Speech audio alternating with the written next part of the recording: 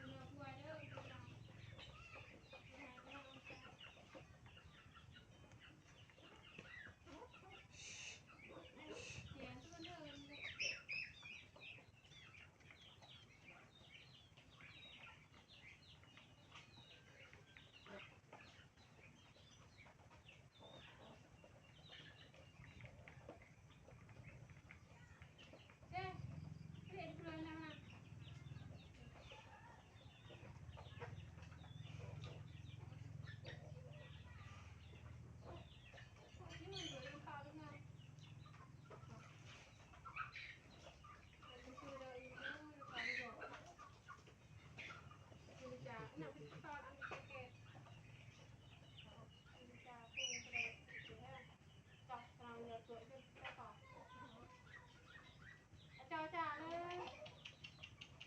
tôi thấy cha mình chém kì vừa là được chém ra phải vậy từ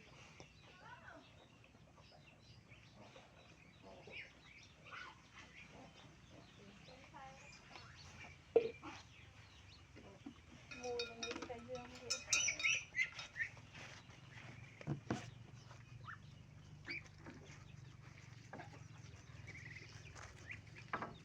เกลือเป็ดเรียบร้อยนะนี่ก็ควายตะเรียนะอันนี้ก็